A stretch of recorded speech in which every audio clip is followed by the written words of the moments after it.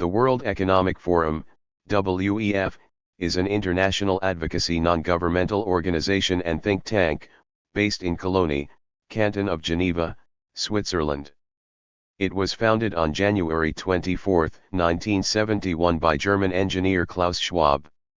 The foundation's stated mission is improving the state of the world by engaging business, political, academic, and other leaders of society to shape global, regional, and industry agendas. The foundation is mostly funded by its 1,000-member multinational companies. The WEF is mostly known for its annual meeting at the end of January in Davos, a mountain resort in the Canton of Graubünden, in the eastern Alps region of Switzerland. The meeting brings together some 3,000 paying members and selected participants, among whom are investors, business leaders, political leaders, economists, celebrities, and journalists, for up to 5 days to discuss global issues across 500 sessions.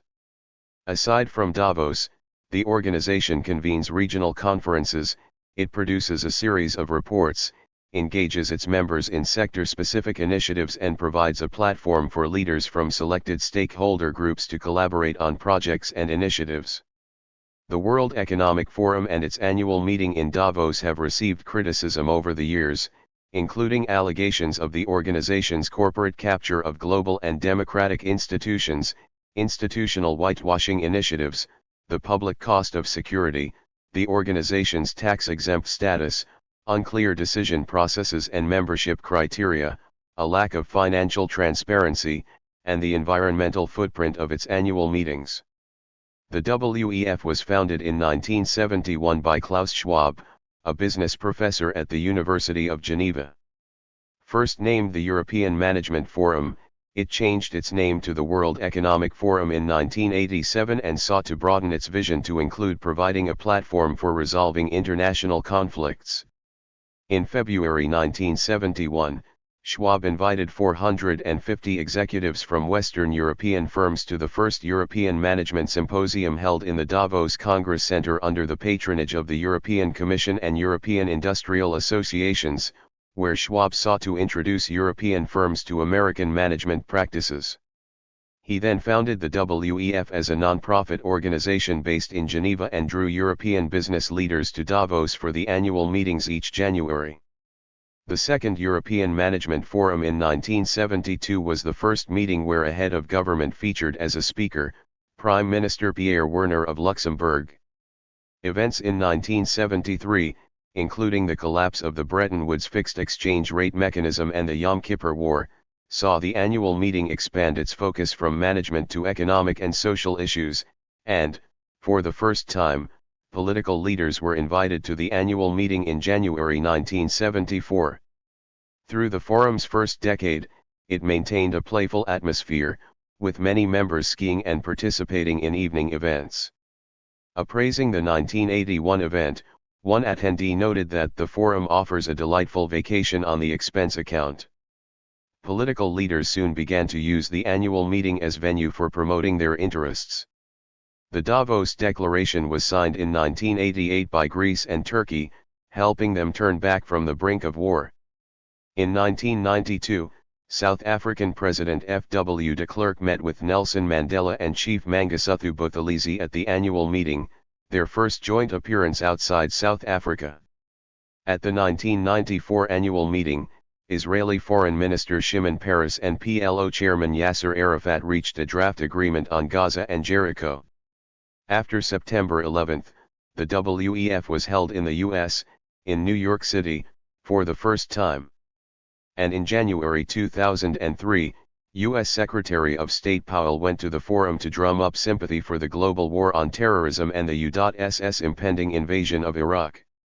In October 2004, the World Economic Forum gained attention through the resignation of its CEO and Executive Director José María Figueres over the undeclared receipt of more than $900,000 in consultancy fees from the French telecommunications firm Alcatel. Transparency International highlighted this incident in their Global Corruption Report 2 years later in 2006. In January 2006, the WEF published an article in its Global Agenda magazine titled Boycott Israel, which was distributed to all 2,340 participants of the annual meeting. Following the publication, Klaus Schwab described the publication as an unacceptable failure in the editorial process. In late 2015, the invitation was extended to include a North Korean delegation for the 2016 WEF, in view of positive signs coming out of the country, the WEF organizers noted. North Korea has not been attending the WEF since 1998. The invitation was accepted. However, WEF revoked the invitation on January 13, 2016, after the January 6, 2016 North Korean nuclear test, and the country's attendance was made subject to existing and possible forthcoming sanctions. Despite protests by North Korea calling the decision by the WEF Managing Board a sudden and irresponsible move, the WEF committee maintained the exclusion because under these circumstances there would be no opportunity for international dialogue. In 2017, the WEF in Davos attracted considerable attention when, for the first time, a head of state from the People's Republic of China was present at the Alpine resort. With the backdrop of Brexit, an incoming protectionist US administration and significant pressures on free trade zones and trade agreements, Paramount leader Xi Jinping defended the global economic scheme, and portrayed China as a responsible nation and a leader for environmental causes. He sharply rebuked the current populist movements that would introduce tariffs and hinder global commerce, warning that such protectionism could foster isolation and reduced economic opportunity. In 2018, Indian Prime Minister Narendra Modi gave the keynote speech, becoming the first head of government from India to deliver the inaugural keynote for the annual plenary at Davos. Modi highlighted global warming, climate change, terrorism, and protectionism as the three major global challenges, and expressed confidence that they can be tackled with collective effort. In 2019, Brazilian President Jair Bolsonaro gave the keynote address at the plenary session of the conference. On his first international trip to Davos, he emphasized liberal economic policies despite his populist agenda, and attempted to reassure the world that Brazil is a protector of the rainforest while utilizing its resources for food production and export. He stated that his government will seek to better integrate Brazil into the world by mainstreaming international best practices, such as those adopted and promoted by the OECD. Environmental concerns like extreme weather events, and the failure of climate change mitigation and adaptation were among the top-ranking global risks expressed by WEF attendees. On June 13, 2019, the WEF and the United Nations signed a strategic partnership framework in order to jointly accelerate the implementation of the 2030 Agenda for Sustainable Development. The 2021 World Economic Forum was due to be held from 17 to August 20 in Singapore. However, on May 17 the forum was cancelled, with a new meeting to take place in the first half of 2022 instead, with a final location and date to be determined later in 2021. In late December 2021, the World Economic Forum said in a release that pandemic conditions had made it extremely difficult to stage a global in-person meeting the following month. Transmissibility of the SARS-CoV-2 Omicron variant and its impact on travel and mobility had made deferral necessary, with the meeting in Davos eventually rescheduled for 22 to May 26, 2022. Topics in the 2022 annual meeting included the Russian invasion of Ukraine, climate change, energy insecurity, and inflation. Ukraine's President Volodymyr Zelensky gave a special address at the meeting, thanking the global community for its efforts but also calling for more support. The 2022 forum was marked by the absence of a Russian delegation for the first time since 1991, which the Wall Street Journal described as signaling the unraveling of globalization. The former Russia House was used to present Russia's war crimes. The 2023 annual meeting of the World Economic Forum took place in Davos, Switzerland from 16 to 20 January under the theme Cooperation in a Fragmented World. Headquartered in Cologny, the WEF also has offices in New York, Beijing, Tokyo, and Seoul. In January 2015, it was designated an NGO with other international body status by the Swiss federal government under the Swiss Host State Act. On October 10, 2016, the WEF announced the opening of its new Center for the Fourth Industrial Revolution in San Francisco. According to the WEF, the center will serve as a platform for interaction, insight, and impact on the scientific and technological changes that are changing the way we live, work and relate to one another. The World Economic Forum declares that it is impartial and that it is not tied to any political, partisan, or national interests. Until 2012, it had observer status with the United Nations Economic and Social Council. It is under the supervision of the Swiss Federal Council. The Foundation's highest governance body is the Foundation Board. The Managing Board is chaired by the WEF's President, Borge Brand, and acts as the executive body of the World Economic Forum. Managing Board members are Borge Brand, Julian Gatteni, Jeremy Jurgens, Adrian Monk, Sarita Nayar, Olivier M. Schwab, Saadia Zahidi, and Alois Zwingli. The WEF is chaired by founder and executive chairman Professor Klaus Schwab and is guided by a board of trustees that is made up of leaders from business, politics, academia and civil society. The foundation is funded by its 1,000 member companies, typically global enterprises with more than $5 billion in turnover, varying by industry and region. These enterprises rank among the top companies within their industry and/or country and play a leading role in shaping the future of their industry and/or region. Membership is stratified by the level of engagement with forum activities, with the level of membership fees increasing as participation in meetings, projects, and initiatives rises. In 2011, an annual membership cost $52,000 for an individual member, $263,000 for industry partner and $527,000 for strategic partner. An admission fee costs $19,000 per person. In 2014, WEF raised annual fees by 20%, bringing the cost for strategic partner from 500,000 Swiss francs, $523,000, to 600,000 Swiss francs, $628,000. The flagship event of the World Economic Forum is the invitation-only annual meeting held at the end of January in Davos, Switzerland, bringing together chief executive officers from its 1,000 member companies, as well as selected politicians, representatives from academia, NGOs, religious leaders, and the media in an alpine environment. The winter discussions ostensibly focus around key issues of global concern, such as the globalization, capital markets, wealth management, international conflicts, environmental problems, and their possible solutions. The participants also take part in role-playing events, such as the investment heat map. Informal winter meetings may have led to as many ideas and solutions as the official sessions. At the 2018 annual meeting, more than 3,000 participants from nearly 110 countries participated in over 400 sessions. Participation included more than 340 public figures, including more than 70 heads of state and government and 45 heads of international organizations, 230 media representatives and almost 40 cultural leaders were represented.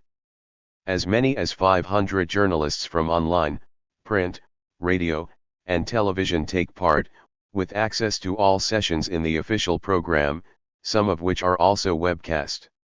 Not all the journalists are given access to all areas, however. This is reserved for white badge holders.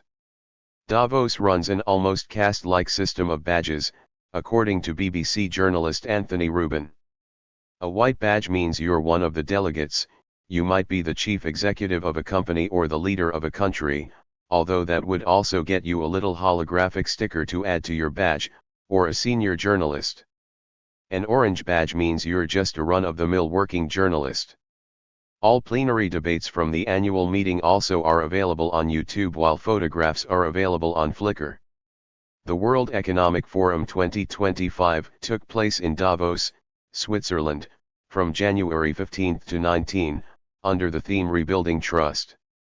The event brought together approximately 3,000 global leaders from over 125 countries, including 350 heads of state and government, business executives, policymakers, and representatives from international organizations. Discussions focused on geopolitical stability, economic resilience, climate change, artificial intelligence governance, and inclusive economic growth. Sessions covered topics such as the future of global trade, energy transition, and the impact of artificial intelligence and automation on the labor market. Several initiatives were introduced, including policy frameworks for AI regulation, climate financing mechanisms, and economic strategies for sustainable development. Among the initiatives discussed was the Global India Dialogues, launched by the Motwani Jadeja Foundation, which focused on India's role in global geopolitics, technology, and innovation. Discussions on gender equity and economic inclusion were also highlighted through initiatives such as the Global Good Alliance for Gender Equity and Equality, which explored the economic impact of investments in women's health.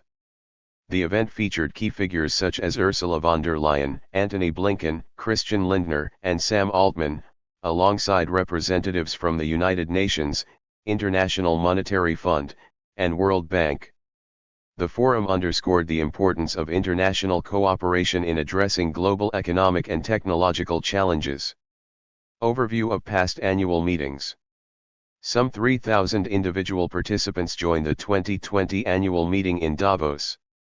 Countries with the most attendees include the United States, 674 participants, the United Kingdom, 270, Switzerland, 159, Germany, 137, and India, 133.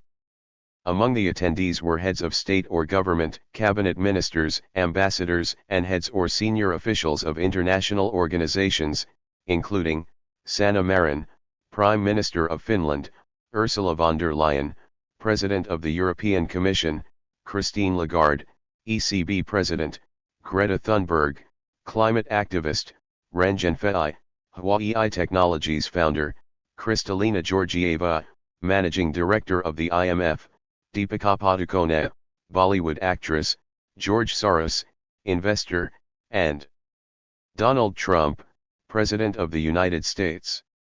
An analysis by The Economist from 2014 found that the vast majority of participants are male and more than 50 years old. Careers in business account for most of the participants' backgrounds, 1,595 conference attendees, with the remaining seats shared between government, 364, NGOs, 246, and press, 234. Academia, which had been the basis of the first annual conference in 1971, had been marginalized to the smallest participant group, 183 attendees. Next to individual participants, the World Economic Forum maintains a dense network of corporate partners that can apply for different partnership ranks within the forum. For 2019, Bloomberg has identified a total of 436 listed corporates that participated in the annual meeting while measuring a stock underperformance by the Davos participants of around 10% versus the S&P 500 during the same year. Drivers are among others an overrepresentation of financial companies and an underrepresentation of fast-growing healthcare and information technology businesses at the conference. The Economist had found similar results in an earlier study, showing an underperformance of Davos participants against both the MSCI World Index and the S&P 500 between 2009 and 2014. In 2007, the foundation established the annual meeting of the New Champions, also called Summer Davos, held annually in China, alternating between Dalian and Tianjin, bringing together 1,500 participants from what the foundation calls global growth companies, primarily from rapidly growing emerging countries such as China, Russia, Mexico, and Brazil, but also including quickly growing companies from developed countries. The meeting also engages with the next generation of global leaders from fast-growing regions and competitive cities, as well as technology pioneers from around the globe. The Premier of China has delivered a plenary address at each annual meeting. Every year regional meetings take place, enabling close contact among corporate business leaders, local government leaders, and NGOs. Meetings are held in Africa, East Asia, Latin America, and the Middle East. The mix of hosting countries varies from year to year, but consistently China and India have hosted throughout the decade since 2000. The group of young global leaders consists of 800 people chosen by the WEF organizers as being representative of contemporary leadership. After 5 years of participation, they are considered alumni. The program has received controversy when Schwab, the founder, admitted to penetrating governments with young global leaders. He added that as of 2017 more than half of Justin Trudeau's cabinet had been members of the program. Since 2000, the WEF has been promoting models developed by those in close collaboration with the Schwab Foundation for Social Entrepreneurship, highlighting social entrepreneurship as a key element to advance societies and address social problems. Selected social entrepreneurs are invited to participate in the Foundation's regional meetings and the annual meetings where they may meet chief executives and senior government officials. At the annual meeting 2003, for example, Giru Bilamoria met with Roberto Blois, Deputy Secretary General of the International Telecommunication Union, an encounter that produced a key partnership for her organization Child Helpline International. The Foundation also acts as a think tank, publishing a wide range of reports. In particular, strategic insight teams focus on producing reports of relevance in the fields of competitiveness, global risks, and scenario thinking. The competitiveness team produces a range of annual economic reports, first published in brackets the Global Competitiveness Report, 1979, measured competitiveness of countries and economies, the Global Information Technology Report, 2001, assessed their competitiveness based on their IT readiness. The Global Gender Gap Report examined critical areas of inequality between men and women. The Global Risks Report, 2006, assessed key global risks. The Global Travel and Tourism Report, 2007, measured travel and tourism competitiveness. The Financial Development Report, 2008, aimed to provide a comprehensive means for countries to establish benchmarks for various aspects of their financial systems and establish priorities for improvement, and the Global Enabling Trade Report, 2008, presented a cross-country analysis of the large number of measures facilitating trade among nations. The Risk Response Network produces a yearly report assessing risks which are deemed to be within the scope of these teams, have cross-industry relevance, are uncertain, have the potential to cause upwards of $10 billion in economic damage, have the potential to cause major human suffering, and which require a multi-stakeholder approach for mitigation. In 2020, the Forum published a report entitled Nature Risk Rising: Why the Crisis Engulfing Nature Matters for Business and the Economy. In this report, the Forum estimated that approximately half of global GDP is highly or moderately dependent on nature, the same as IPBES's 2019 assessment report. The report also found that $1 spent on nature restoration yields $9 in economic benefits. On January 19, 2017, the Coalition for Epidemic Preparedness Innovations, CEPI, a global initiative to fight epidemics, was launched at WEF in Davos. The internationally funded initiative aims at securing vaccine supplies for global emergencies and pandemics, and to research new vaccines for tropical diseases that are now more menacing. The project is funded by private and governmental donors, with an initial investment of $460 million from the governments of Germany, Japan, and Norway, plus the Bill and Melinda Gates Foundation and the Wellcome Trust. Between 21 and January 24, 2020, at the early stages of the COVID-19 outbreak, CEPI met with leaders from Moderna to establish plans for a COVID-19 vaccine at the Davos gathering, with a total global case number of 274 and total loss of life the virus at 16. The WHO declared a global health emergency 6 days later. The Global Water Initiative brings together diverse stakeholders such as Alcan Incorporated, the Swiss Agency for Development and Cooperation, USAID India, UNDP India, Confederation of Indian Industry, CII, Government of Rajasthan, and the Nepad Business Foundation to develop public-private partnerships on water management in South Africa and India. In an effort to combat corruption, the Partnering Against Corruption Initiative, PACI, was launched by CEOs from the engineering and construction, energy and metals, and mining industries at the annual meeting in Davos during January 2004. PACI is a platform for peer exchange on practical experience and dilemma situations. Approximately 140 companies have joined the initiative. In the beginning of the 21st century, the forum began to increasingly deal with environmental issues. In the Davos Manifesto 2020 it is said that a company, among other, acts as a steward of the environmental and material universe for future generations. It consciously protects our biosphere and champions a circular, shared and regenerative economy. Responsibly manages near-term, medium-term, and long-term value creation in pursuit of sustainable shareholder returns that do not sacrifice the future for the present. Is more than an economic unit generating wealth. It fulfills human and societal aspirations as part of the broader social system. Performance must be measured not only on the return to shareholders, but also on how it achieves its environmental, social, and good governance objectives. The environmental initiative covers climate change and water issues.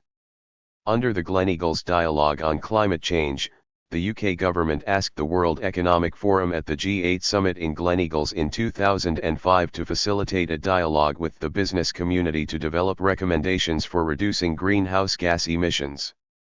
This set of recommendations, endorsed by a global group of CEOs, was presented to leaders ahead of the G8 summit in Toyako, Hokkaido, Japan, held in July 2008.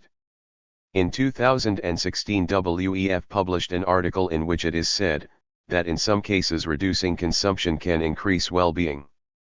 In the article is mentioned that in Costa Rica the GDP is 4 times smaller than in many countries in Western Europe and North America, but people live longer and better. An American study shows that those whose income is higher than $75,000 do not necessarily have an increase in well-being. To better measure well-being, the New Economics Foundations launched the Happy Planet Index. In January 2017, WEF launched the Platform for Accelerating the Circular Economy, PACE, which is a global public-private partnership seeking to scale circular economy innovations. PACE is co-chaired by Frans van Houten, CEO of Philips, Naoko Ishii, CEO of the Global Environment Facility, and the head of United Nations Environment Programme, UNEP.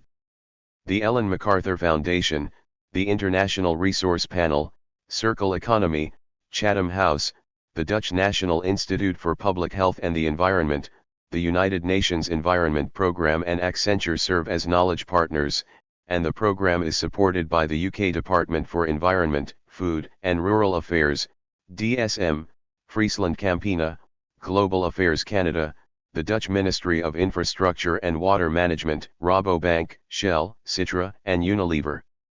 The forum emphasized its Environment and Natural Resource Security Initiative for the 2017 meeting to achieve inclusive economic growth and sustainable practices for global industries. With increasing limitations on world trade through national interests and trade barriers, the WEF has moved towards a more sensitive and socially minded approach for global businesses with a focus on the reduction of carbon emissions in China and other large industrial nations. Also in 2017, WEF launched the Fourth Industrial Revolution, 4IR, for the Earth Initiative, a collaboration among WEF, Stanford University and PwC, and funded through the MAVA Foundation. In 2018, WEF announced that one project within this initiative was to be the Earth Biogenome Project, the aim of which is to sequence the genomes of every organism on Earth. The World Economic Forum is working to eliminate plastic pollution, stating that by 2050 it will consume 15% of the global carbon budget and will pass by its weight fishes in the world's oceans. One of the methods is to achieve circular economy. The theme of the 2020 World Economic Forum annual meeting was Stakeholders for a Cohesive and Sustainable World. Climate change and sustainability were central themes of discussion. Many argued that GDP is failed to represent correctly the well-being and that fossil fuel subsidies should be stopped. Many of the participants said that a better capitalism is needed. Al Gore summarized the ideas in the conference as, "The version of capitalism we have today in our world must be reformed." In this meeting, the World Economic Forum launched the Trillion Tree Campaign, an initiative aiming to grow, restore, and conserve 1 trillion trees over the next 10 years around the world, in a bid to restore biodiversity and help fight climate change. Donald Trump joined the initiative. The forum stated that, nature-based solutions, locking up carbon in the world's forests, grasslands, and wetlands, can provide up to 1/3 of the emissions reductions required by 2030 to meet the Paris Agreement targets, adding that the rest should come from the heavy industry, finance, and transportation sectors. One of the targets is to unify existing reforestation projects. Discussed the issue of climate change and called to expanding renewable energy efficiency, change the patterns of consumption and remove carbon from the atmosphere. The forum concluded that the climate crisis will become a climate apocalypse should the temperature rise by 2 degrees Celsius above pre-industrial levels. The forum called on governments to fulfill the commitments in Paris Agreement. Jennifer Morgan, Special Representative for International Climate Policy of the Federal Foreign Office in Germany, said that as to the beginning of the forum, fossil fuels still get 3 times more money than climate solutions. At the 2021 annual meeting, UNFUC launched the UN Race to Zero Emissions Breakthroughs. The aim of the campaign is to transform 20 sectors of the economy in order to achieve zero greenhouse gas emissions.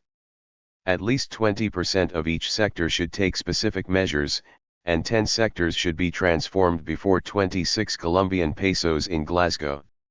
According to the organizers, 20% is a tipping point, after which the whole sector begins to irreversibly change. In April 2020, the forum published an article that postulates that the COVID-19 pandemic is linked to the destruction of nature. The number of emerging diseases is rising, and this rise is linked to deforestation and species loss. In the article, there are multiple examples of the degradation of ecological systems caused by humans. It is also says that half of the global GDP is moderately or largely dependent on nature. The article concludes that the recovery from the pandemic should be linked to nature recovery. The forum proposed a plan for a green recovery. The plan includes advancing circular economy. Among the mentioned methods, there is green building, sustainable transport, organic farming, urban open space, renewable energy, and electric vehicles. The Global Shapers Community, GSC, an initiative of World Economic Forum, selects young leaders below 30 years old to be change agents in the world. Global Shapers develop and lead their city-based hubs to implement social justice projects that advance the mission of World Economic Forum. The GSC has over 10,000 members in 500-plus hubs in 154 countries. Some critics see the WEF's increasing focus on activist areas such as environmental protection and social entrepreneurship as a strategy to disguise the true plutocratic goals of the organization. In May 2020, the WEF and the Prince of Wales's Sustainable Markets Initiative launched the Great Reset Project, a 5-point plan to enhance sustainable economic growth following the global recession caused by the COVID-19 pandemic lockdowns. The Great Reset was to be the theme of WEF's annual meeting in August 2021. According to forum founder Schwab, the intention of the project is to reconsider the meaning of capitalism and capital. While not abandoning capitalism, he proposes to change and possibly move on from some aspects of it, including neoliberalism and free market fundamentalism. The role of corporations, taxation, and more should be reconsidered. International cooperation and trade should be defended, and the Fourth Industrial Revolution also. The forum defines the system that it wants to create as stakeholder capitalism. The forum supports trade unions. The Great Reset has also been the target of several debunked conspiracy theories, which heavily overlap with related conspiracy theories concerning the New World Order, Canon, and COVID-19. During the late 1990s, the WEF, as well as the G7, World Bank, World Trade Organization, and International Monetary Fund, came under heavy criticism by anti-globalization activists who asserted that capitalism and globalization were increasing poverty and destroying the environment. In 2000, about 10,000 demonstrators disrupted a regional WEF meeting in Melbourne, by obstructing the path of 200 delegates. Small demonstrations are held in Davos on most but not all years, organized by the local Green Party. See anti-WEF protests in Switzerland, January 2003, to protest against what have been called the meetings of fat cats in the snow, a tongue-in-cheek term used by rock singer Bono. After 2014, the physical protest movement against the World Economic Forum largely died down, and Swiss police noted a significant decline in attending protesters, 20 at most during the meeting in 2016. While protesters are still more numerous in large Swiss cities, the protest movement itself has undergone significant change. Around 150 Tibetans and Uyghurs protested in Geneva and 400 Tibetans in Bern against the visit of China's paramount leader Xi Jinping for the 2017 meeting, with subsequent confrontations and arrests. A number of NGOs have used the World Economic Forum to highlight growing inequalities and wealth gaps, which they consider to have been neglected, or even to be exacerbated, through institutions like the WEF. Winnie Byanyima, the former executive director of the Anti-Poverty Confederation Oxfam International, co-chaired the 2015 meeting, where she presented a critical report of global wealth distribution based on statistical research by the Credit Suisse Research Institute. In this study, the richest 1% of people in the world own 48% of the world's wealth. At the 2019 meeting, she presented another report in which she stated that the gap between rich and poor has widened. The report, Public Good or Private Wealth, stated that 2,200 billionaires worldwide saw their wealth grow by 12% while the poorest half saw its wealth fall by 11%. Oxfam calls for a global tax overhaul to increase and harmonize global tax rates for corporations and wealthy individuals. "You'll own nothing and be happy" is a phrase adapted from an essay written by Ida Auken in 2016 for the WEF, pondering a future in which urban residents would rely on shared services for many expensive items such as appliances and vehicles. Shortly after its publication, a commentator for European digital rights criticized Auken's vision of centralized property ownership as a benevolent dictatorship. During the COVID-19 pandemic, the phrase went viral, eliciting strongly negative reactions from mostly conservative but also some left-wing and unaffiliated commentators. Responding to viral social media posts based on the phrase, the WEF denied that it had a goal related to limiting ownership of private property. Rutger Bregman, a Dutch historian invited to a 2018 WEF panel on inequality, went viral when he suggested that the best way for the attendees to attack inequality was to stop avoiding taxes. Bregman described his motivation, saying, "It feels like I'm at a firefighters' conference and no one's allowed to speak about water." The formation of a detached elite, sometimes labeled with the neologism Davos man, refers to a global group whose members view themselves as completely international.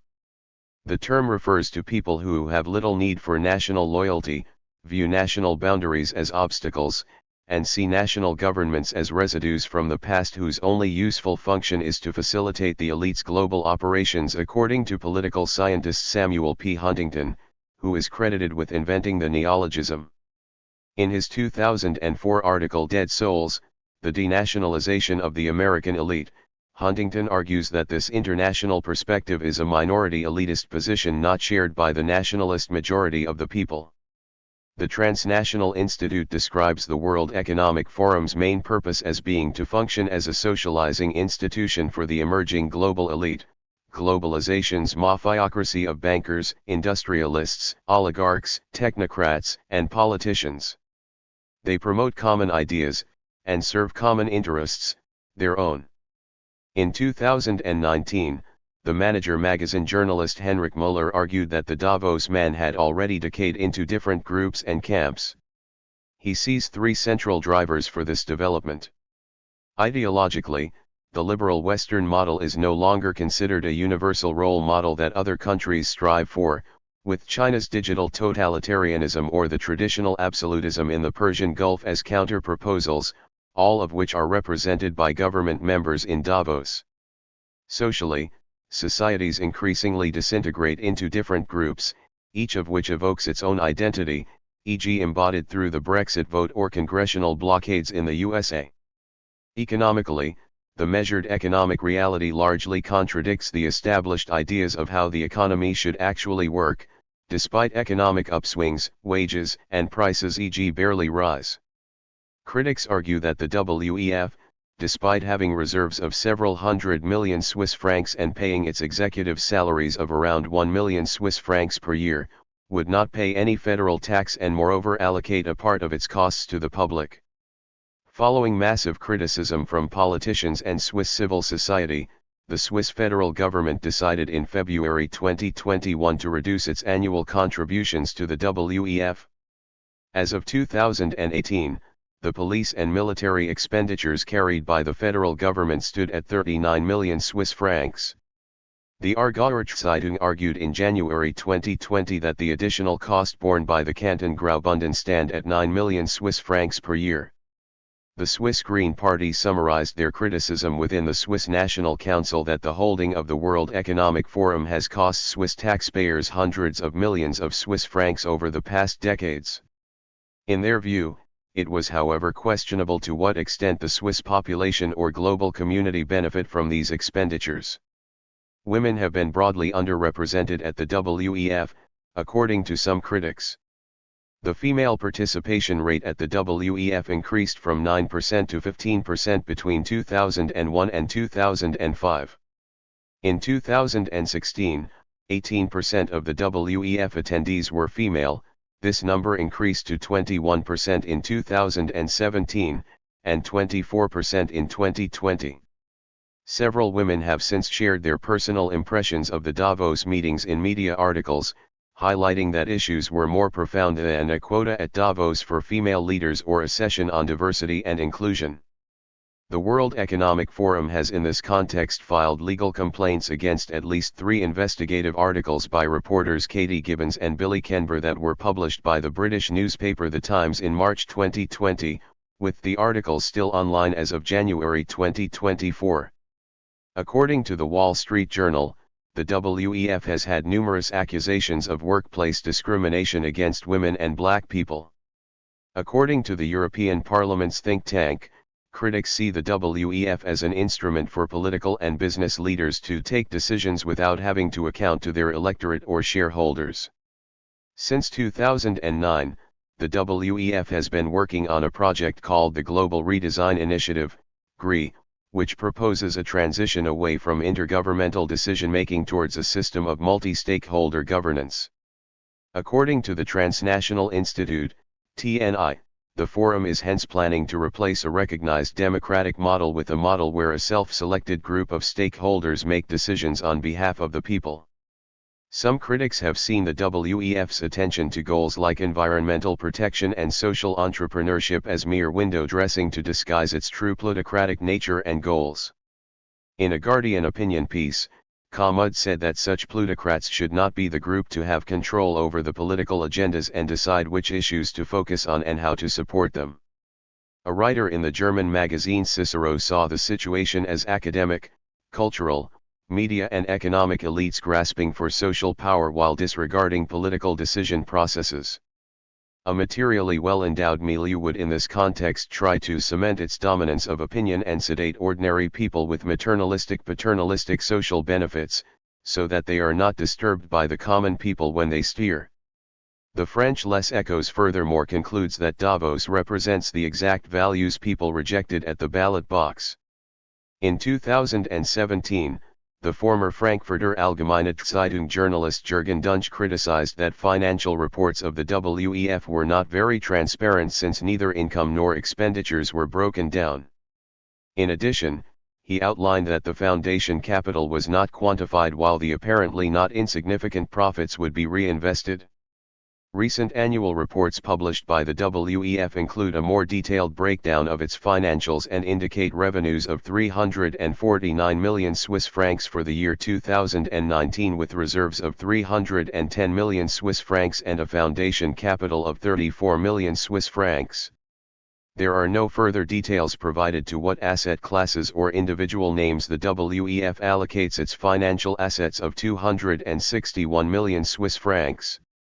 From July 2019 to June 2020, the World Economic Forum has spent €250,000 on lobbying the European Union.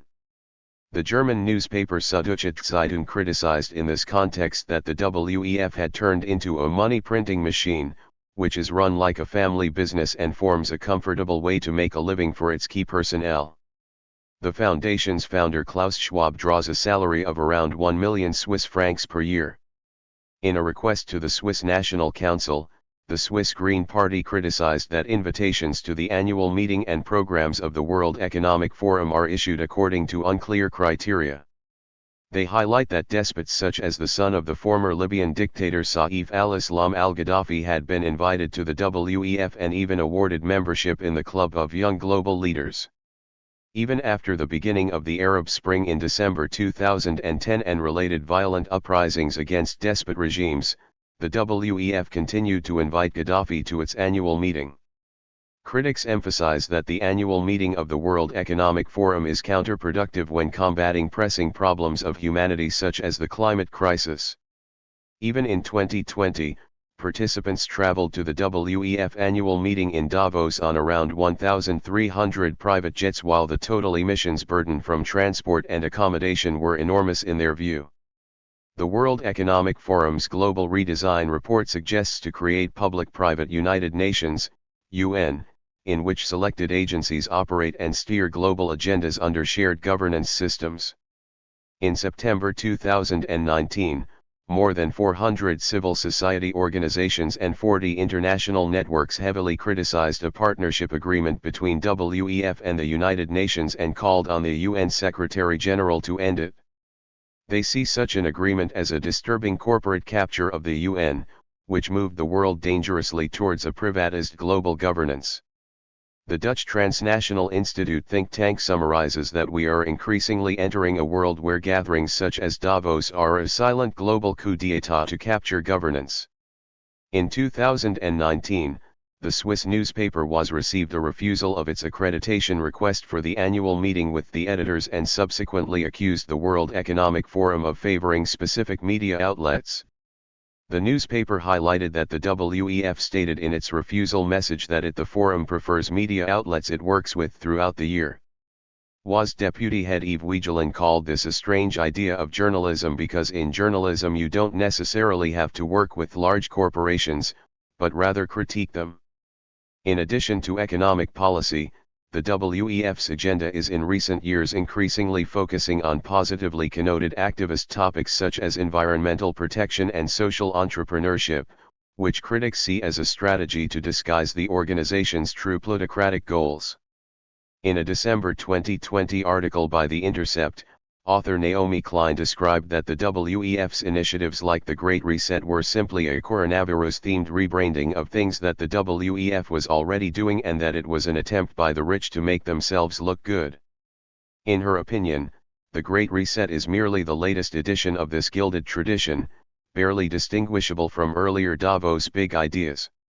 Similarly, in his review of COVID-19, The Great Reset, ethicist Stephen Umbrello makes parallel critiques of the agenda. He says that the WEF whitewashes a seemingly optimistic future post-Great Reset with buzzwords like equity and sustainability while it functionally jeopardizes those goals. A study published in the Journal of Consumer Research investigated the sociological impact of the WEF. It concluded that the WEF do not solve issues such as poverty, global warming, chronic illness, or debt. The forum has, according to the study, simply shifted the burden for the solution of these problems from governments and business to responsible consumers subjects, the green consumer, the health-conscious consumer, and the financially literate consumer.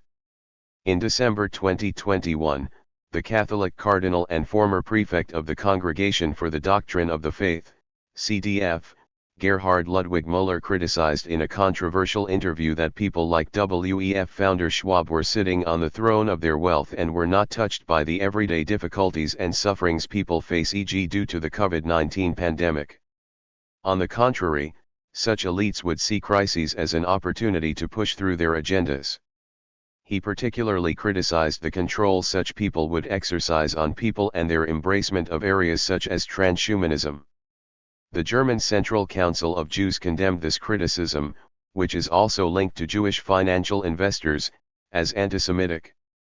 On the other hand, the WEF has been criticized as hypocritical towards Palestinian human rights, when it rejected a petition from its own constituents to condemn Israel's aggression against Palestinians. WEF cited the need to remain impartial on the issue. However, Khalid al-Sabawi, writing in Mondo Weiss, called it hypocritical after it voluntarily condemned Russia's aggression against Ukraine months later. In June 2021, WEF founder Klaus Schwab sharply criticized what he characterized as the profiteering, complacency and lack of commitment by the municipality of Davos in relation to the annual meeting. He mentioned that the preparation of the COVID-related meeting in Singapore in 2021/2022 had created an alternative to its Swiss host and sees the chance that the annual meeting will stay in Davos between 40 and 70%. As there are many other international conferences nicknamed with Davos, such as the Davos of the Desert event organized by Saudi Arabia's Future Investment Initiative Institute, the World Economic Forum objected to the use of Davos in such contexts for any event not organized by them. This particular statement was issued on October 22, 2018, a day before the opening of 2018 Future Investment Initiative, nicknamed Davos in the Desert, organized by the Public Investment Fund of Saudi Arabia. Since the annual meeting in January 2003 in Davos, an open forum Davos, which was co-organized by the Federation of Swiss Protestant Churches, is held concurrently with the Davos Forum, opening up the debate about globalization to the general public. The Open Forum has been held in the local high school every year, featuring top politicians and business leaders. It is open to all members of the public free of charge. The Public Eye Awards have been held every year since 2000. It is a counter-event to the annual meeting of the World Economic Forum, WEF, in Davos. Public Eye Awards is a public competition of the worst corporations in the world. In 2011, more than 50,000 people voted for companies that acted irresponsibly. At a ceremony at a Davos hotel, the winners in 2011 were named as Indonesian palm oil diesel maker, Nest Oil in Finland, and mining company AngloGold Ashanti in South Africa. According to Schweiz Actuel broadcast on January 16, 2015, a public presence during the WEF 2015 may not be guaranteed because the massively increased security in Davos. The Public Eye Award will be awarded for the last time in Davos. Public Eye says goodbye to Davos, confirmed by Rolf Marriage, now Landrat's politician, by not directly engaged politicians, and by the police responsible. Thank you for watching this video.